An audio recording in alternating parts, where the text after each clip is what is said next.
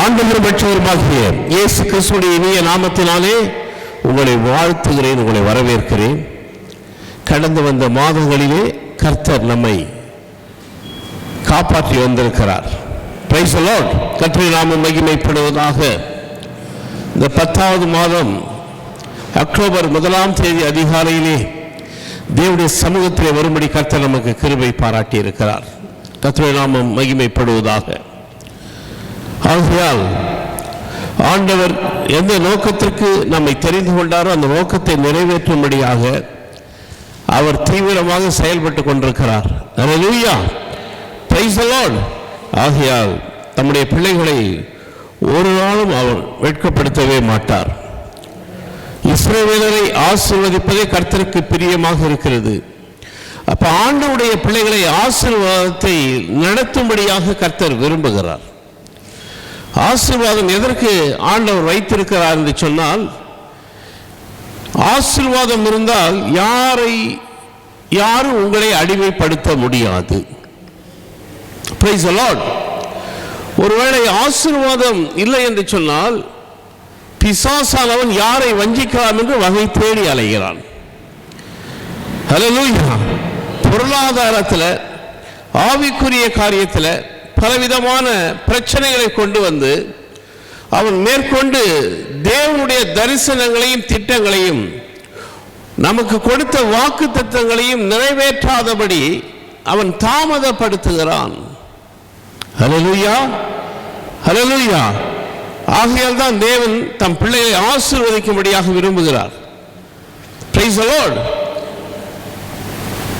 வேதம் சொல்கிறது, ஆதியாகமம் 12ஆம் அதிகாரம் 2ஆம் வசனம் 3ஆம் வசனம், நான் உன்னை பெரிய ஜாதியாக்கி உன்னை ஆசீர்வதித்து உன் பெயரை பெருமைப்படுத்துவேன், நீ ஆசீர்வாதமாய் இருப்பாய், உன்னை ஆசீர்வதிக்கிறவனை ஆசீர்வதிப்பேன், உன்னை சபிக்கிறவனை சபிப்பேன், பூமியில் உள்ள வம்சங்கள் எல்லாம் உனக்குள் ஆசீர்வதிக்கப்படும் என்றார். ஹல்லேலூயா. இந்த பகுதியில் 7 விதமான ஆசீர்வாதத்தை ஆண்டவருடைய பிள்ளைகளுக்கு ஆண்டவர் வைத்திருக்கிறார். Praise the Lord. ஹல்லேலூயா. ஊர் என்ற கல்தேருடைய பட்டணத்திலிருந்து அழைக்கப்பட்டவர் தான் ஆபிரகாம்.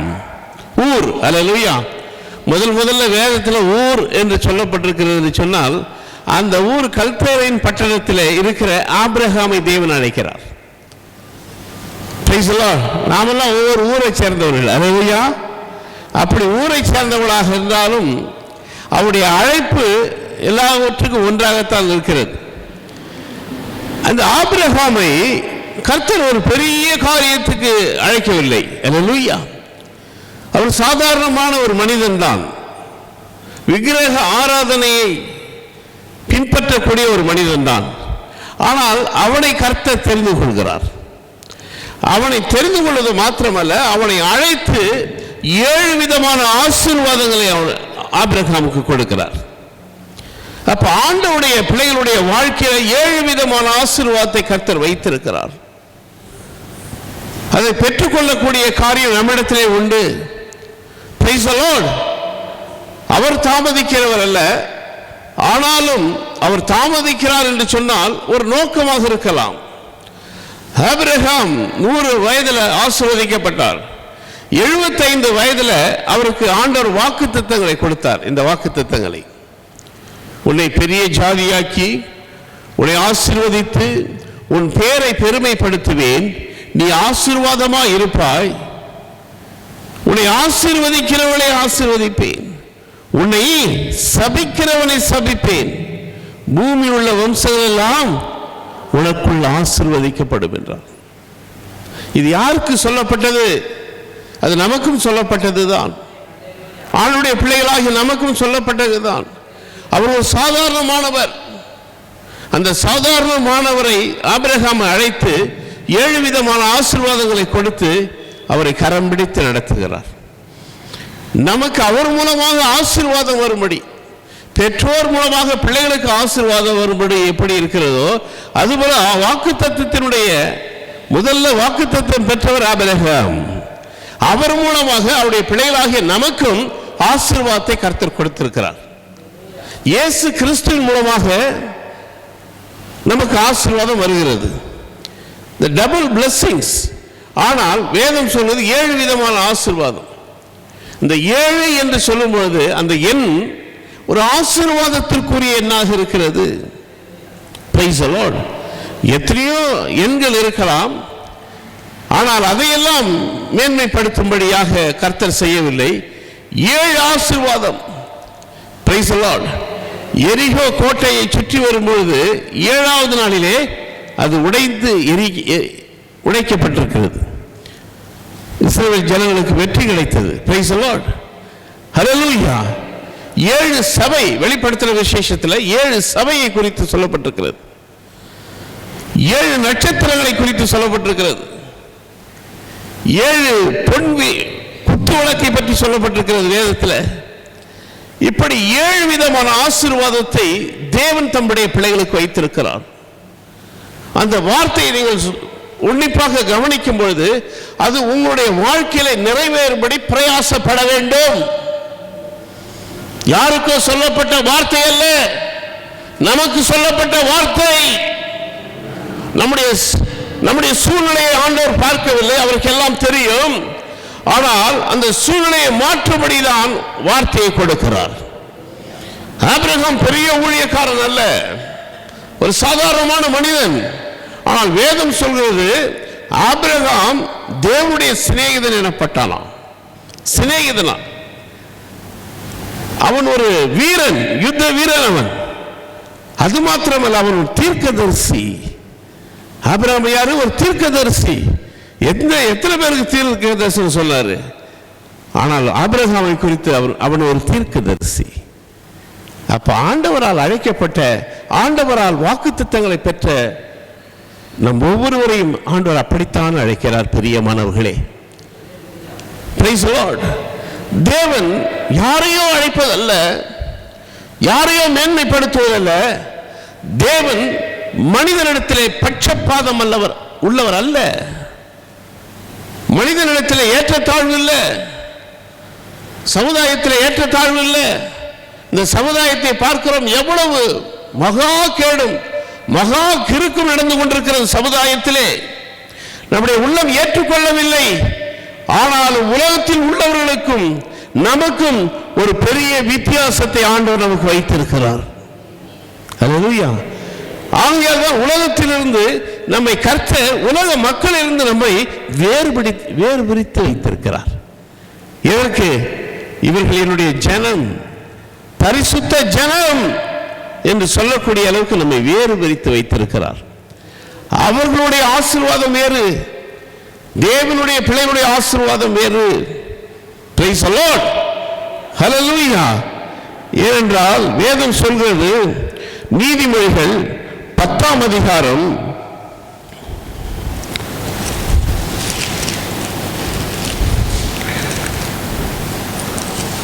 22ஆம் வசனம் என்ன சொல்கிறது என்று சொன்னால், எனக்கு அன்பானவர்களே, தேவனுடைய ஆசீர்வாதம், தேவனுடைய ஆசீர்வாதம் எப்படி? கர்த்தருடைய ஆசீர்வாதம், கர்த்தரின் ஆசீர்வாதமே ஐஸ்வர்யத்தை தரும், அதனோடு அவர் வேதனையை கூட்டார். அப்ப ஆசீர்வாதம் என்பது உலக பிரகாரமாக வருகிற ஆசீர்வாதம் ஒன்று உண்டு, ஆனால் கர்த்தர் கொடுக்கிற ஆசீர்வாதம் ஒன்று உண்டு. Praise the Lord. இந்த கர்த்தர் கொடுக்கிற ஆசீர்வாதம் தான் ஒரு கர்த்தரின் ஆசீர்வாதமே ஐஸ்வர்யத்தை தரும், அதோடு அவர் வேதனையை கூட்டார். அப்ப ஆண்டோடைய பிள்ளையுடைய வாழ்க்கையில ஆசீர்வாதத்தை கொடுப்பது அதிக நிச்சயம். இந்த 7 ஆசீர்வாதங்களை கர்த்தர் சொல்லியிருக்கிறாரே, அதிக நிச்சயம். ஆனாலும் தேவனுடைய பிள்ளைகளுக்கு ஒரு வேதனை இல்லாத ஒரு ஆசீர்வாதம், வித்தவுட் பெயின். அல்லேலூயா. உலகத்துடைய ஆசீர்வாதம் அப்படி அல்ல. 100 கோடி என்றான், 500 கோடி என்றான், 2000 கோடி என்றான், எத்தனையோ 1000 கோடி என்றான். அதை நம்ம பார்க்கல. ஆனா அவன் பயந்து போய் தான் உட்கார்ந்துருக்கானோ எல்லாரும். புரியுதுங்களா? அப்ப உலகத்தில் வருகிற ஆசீர்வாதம், உலக மேன்மை, அது பயத்திற்குரியதாக மாறுகிறது. ஆனால் தேவனுடைய பிள்ளையுடைய ஆசீர்வாதம் அப்படி அல்ல, மேன்மைக்குரியது, கர்த்தரை மேன்மைப்படுத்தக்கூடியது. அந்த ஆசீர்வாதத்திலே பயமில்லாத ஒரு ஆசீர்வாதம். ஹல்லேலூயா. அப்படித்தான் ஆண்டவருடைய பிள்ளைகளை வழி நடத்துகிறார். யாரும் குற்றம் சாட்டாத ஒரு ஆசீர்வாதம். Price the Lord. யாரும் குற்றம் சாட்டாத ஆசீர்வாதம், சமுதாயத்திலே குற்றம் சாட்டாத ஒரு ஆசீர்வாதத்தை கர்த்தருடைய பிள்ளைகளுக்கு கர்த்தர் வைத்திருக்கிறார். தேவனுடைய கிருபை நம்மை காப்பாற்றிக் கொண்டிருக்கிறது. நம்மை காப்பாற்றுவது தேவனுடைய கிருபை. விசுவாசத்தினுடைய தகப்பனாகிய ஆபிரகாம் நம்முடைய தேவனாக இருக்கிறார். விசுவாசத்தினுடைய தகப்பன் அவர். ஹல்லேலூயா. ஆகையால் எபிரேயர் 6:14 என்ன சொல்வது? நிச்சயமாக நான் உன்னை ஆசீர்வதிக்கவே ஆசீர்வதிப்பேன், உன்னை பெருகவே பெருக பண்ணுவேன். அப்ப ஆண்டவர் என்ன சொல்கிறார்? ஆசீர்வாதத்தில்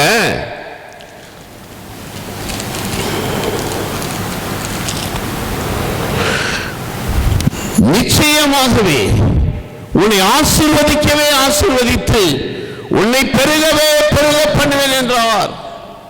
அந்தபடியே அவன் பொறுமையாய் காத்திருந்து வாக்குத்தத்தம் பண்ணப்பட்டதை பெற்றான்.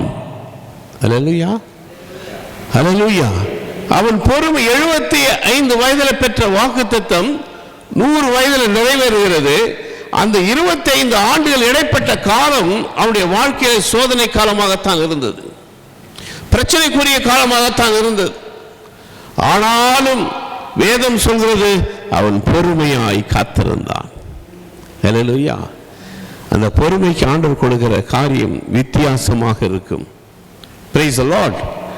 ஹல்லேலூயா. அவர் நிச்சயமாக சொல்றாரு, நிச்சயமாகவே உன்னை ஆசீர்வதிக்கவே ஆசீர்வதிப்பேன், உன்னை பெருகவே பெருக பண்ணுவேன், நீ ஆசீர்வாதமாய் இருப்பாய். இந்த வாக்குத்தத்தம் பெற்ற பிறகு ஆபிரகாம் பொறுமையாய் காத்திருந்தான். இன்றைக்கு அனைவருடைய வாழ்க்கையில பொறுமை இல்லை. Price the Lord. ஹல்லேலூயா. துரிதமான ஆசீர்வாதத்தை பெறும்படியாக விரும்புகிறார்கள். ஆண்டவரிடத்தில் துரிதமா என்ன கிடைக்கும்? விடுதலை கிடைக்கும். பிரச்சனையிலிருந்து விடுதலை கிடைக்கும். சோதனையிலிருந்து விடுதலை கிடைக்கும். சாத்தான் நமக்கு விரோதமாக எழும்பி வரும்போது கர்த்தர் நமக்கு விடுதலை கொடுப்பார். ஆசீர்வாதம் என்பது அது உனக்கு மாத்திரமல்ல, உன்னுடைய சந்ததிக்கும் வரக்கூடியதாக இருக்கிறது. ஹல்லேலூயா. அது ஒரு வேதனை இல்லாத ஒரு ஆசீர்வாதமாக இருக்கிறது. எனக்கு பிரியமானவர்களே, எனக்கு அன்பானவர்களே, நீங்கள் பொறுமையாக ஆண்டவருடைய வார்த்தைக்கு கீழ்ப்படிந்து அவருக்கு நாம் ஒப்பு கொடுக்கும் பொழுது அந்த வாக்குத்தத்தத்தை ஆண்டவர் நிறைவேற்றுகிறார். நம்முடைய சுய பலமோ சுய ஞானமோ உலக அறிவோ ஒன்றும் உதவாது. Price the Lord. அதுதான் வேதம் சொல்வது, எண்ணத்தை சம்பாதித்தாலும் புத்தியும் ஞானத்தையும் சம்பாதி. எண்ணத்தை சம்பாதித்தாலும் புத்தியும் ஞானத்தையும் சம்பாதி என்று வேதம் சொல்வது. ஆனால் பணம் எல்லாவற்றுக்கும் உதவும். ஆனாலும் பணம் எல்லா தீமைக்கும் வேறாக மாறுகிறது.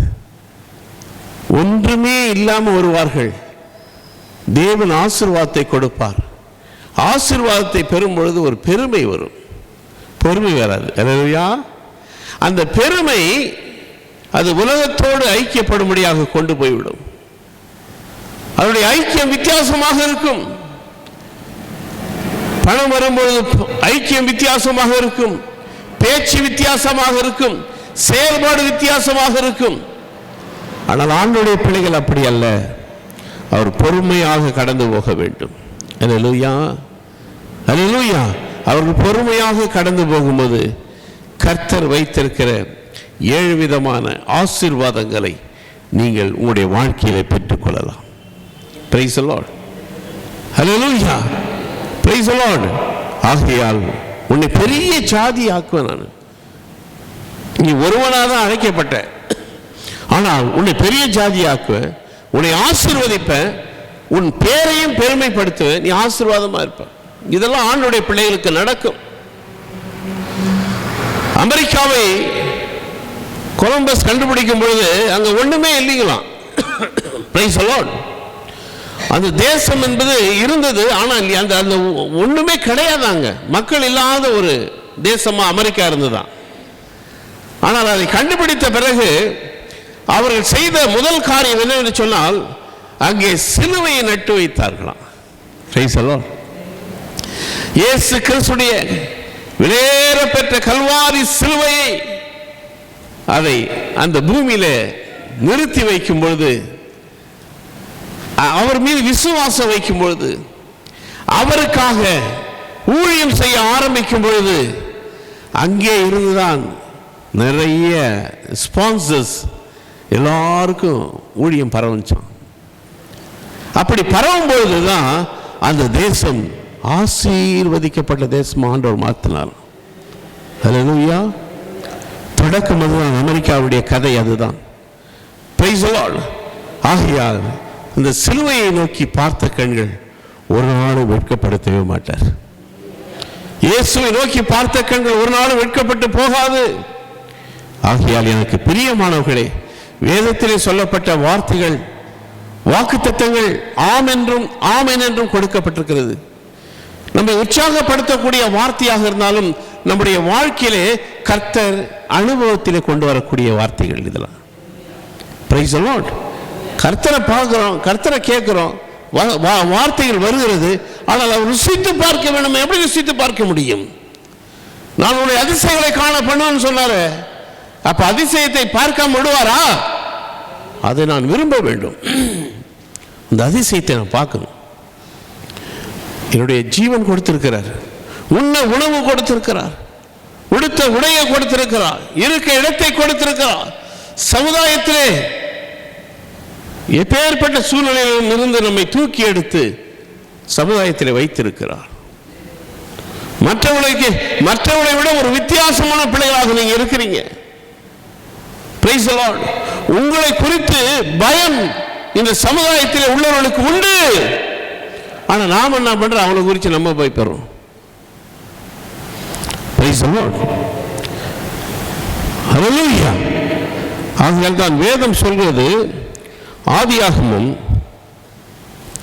1:28, பின்பு தேவன் அவர்களை நோக்கி, நீங்கள் பலுகி பெருகி பூமியை நிரப்பி அதை கீழ்ப்படுத்தி சமுத்திரத்தின் மச்சங்களையும் ஆகாயத்து பறவைகளையும் பூமியில் நடமாடுகிற சகல ஜீவ ஜந்துகளையும் ஆண்டு கொள்ளுங்கள் என்று சொல்லி தேவன் அவர்களை ஆசீர்வதித்தார். Price the Lord. ஆண்டு கொள்ளுங்கள். நீங்கள் ஆண்டு கொள்ளக்கூடியவர்கள், நீங்கள் அடிமைக்குரிய பிள்ளைகள் அல்ல. அதனால்தான் ஆண்டவர் ஆசீர்வாதத்தை கொடுக்கிறாரு. Price the Lord. அதை விரும்புங்கள், அதில் பிரயாசப்படுங்கள். ஆபிரகாம் தேவனை விசுவாசித்தான், அது அவனுக்கு நீதியாக எண்ணப்பட்டது.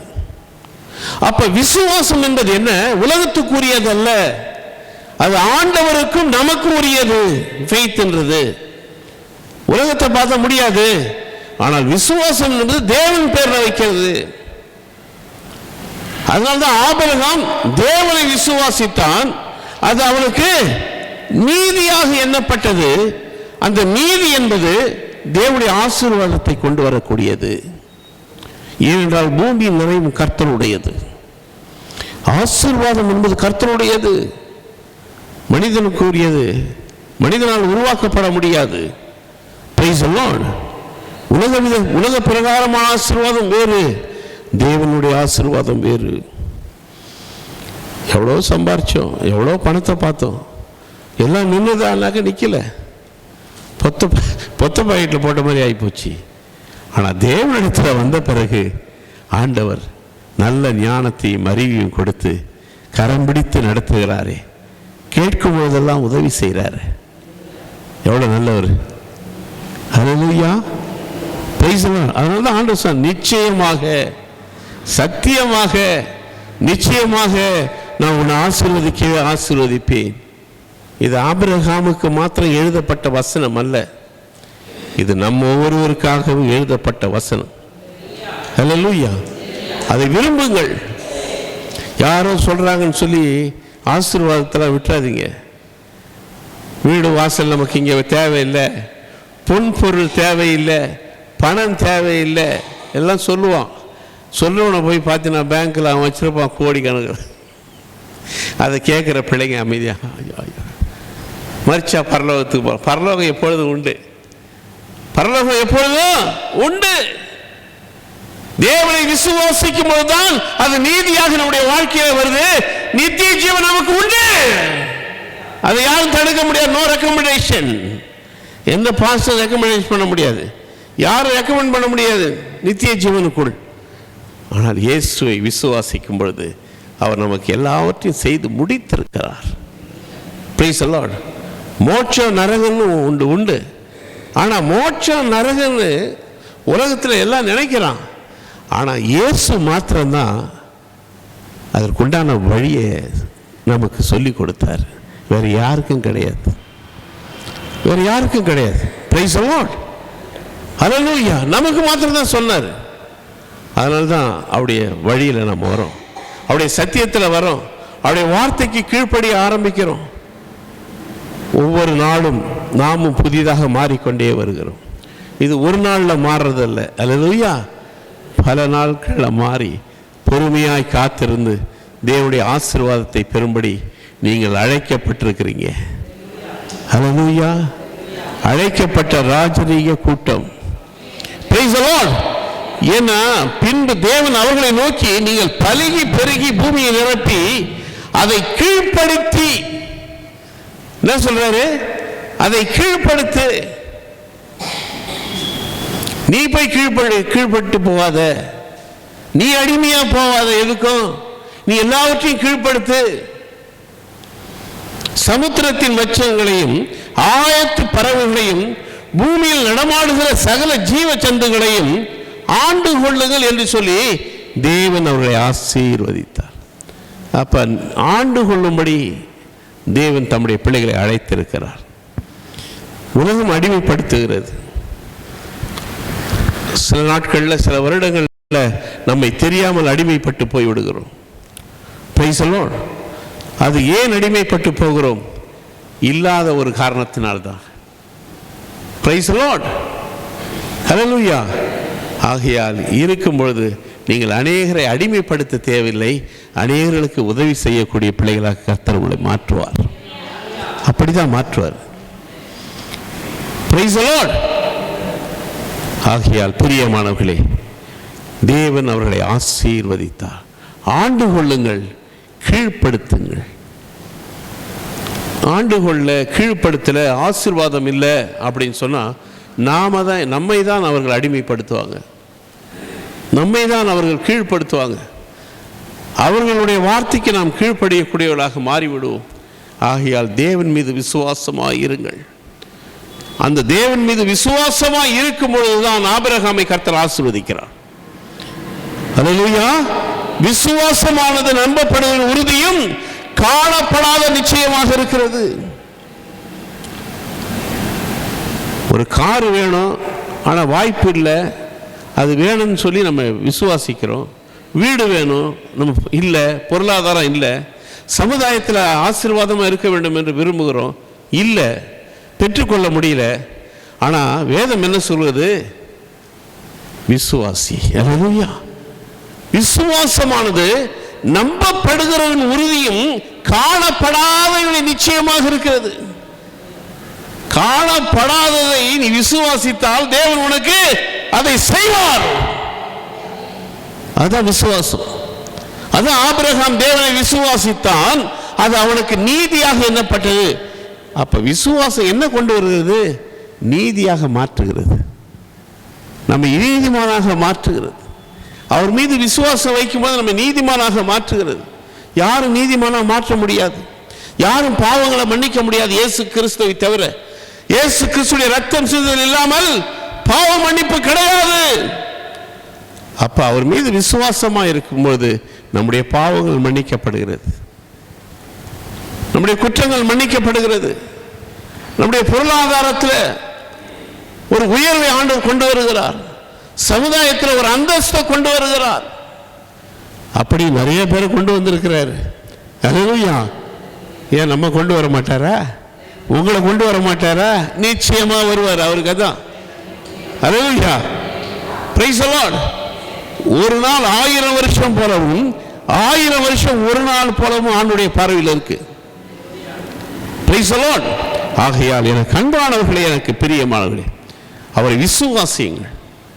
அவரை விசுவாசிக்கும் போது தான் நம்முடைய வாழ்க்கை மாறும். நம்மை மாற்றுவார், நம்மை பிரித்தெடுப்பார். நம்மளால் பிரிக்க முடியாது. உலகத்திலிருந்து நம்மளை பிரிக்க ஆரம்பித்தோம்னா வேதனை தான் வரும். ஆனால் ஆண்டவரை பிரிப்பார், அழகாக பிரிப்பார். வேதனை இல்லாத ஒரு ஆசீர்வாதம், வேதனை இல்லாத ஒரு வாழ்க்கை. உலகத்தில் உங்களுக்கு உபத்திரவம் உண்டு, ஆயினும் திறன் கொள்ள நான் உலகத்தை ஜெயித்தேன். உபத்திரவத்தின் மத்தியில் போகும்போது அதில் ஒரு வேதனை நம்மை பற்றி கொள்ளாதபடி அந்த வேதனையில் இருந்து நம்மை அழகாக காப்பாற்றுவார். மனநிலைமையாக இருக்க கற்றுக்கொண்டு பவுல் சொல்றார். வாழ்ந்திருக்கவும் தெரியும், தாழ்ந்திருக்கவும் தெரியும். எந்த சூழ்நிலையிலும் நான் மனநிலைமையாக இருக்க கற்றுக்கொண்டேன். காரணம் என்ன? நான் தேவன் மீது விசுவாசம் வைத்திருக்கிறேன். நான் மனிதனை பார்க்கக்கூடியவன் அல்ல, மனிதனை நம்பக்கூடியவனும் அல்ல.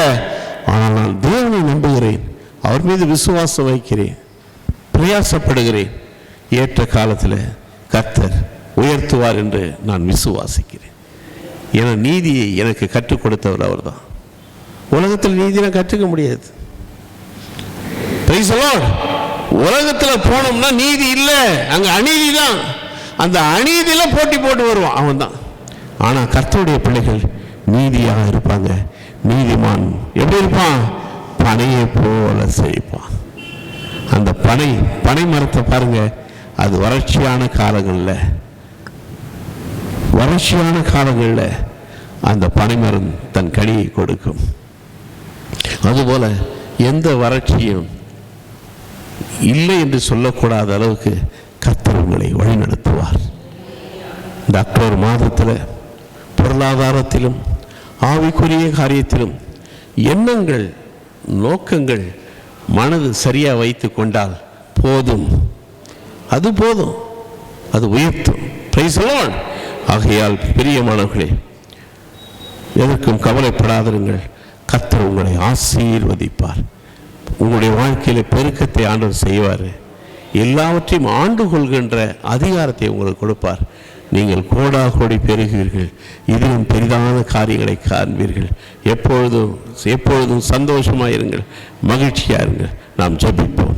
தகப்பனே, இந்த அருமையான இந்த மாதத்தினுடைய அக்டோபர் மாதத்தினுடைய 1ஆம் தேதி அதிகாலையிலே உம்முடைய சமூகத்திலே வந்திருக்கிற எங்களை கண்ணோக்கி பாரும். ஆண்டவரே, வந்திருக்க பிள்ளைகளை ஆசீர்வதிங்க, பெரிய காரியங்களை செய்யுங்க.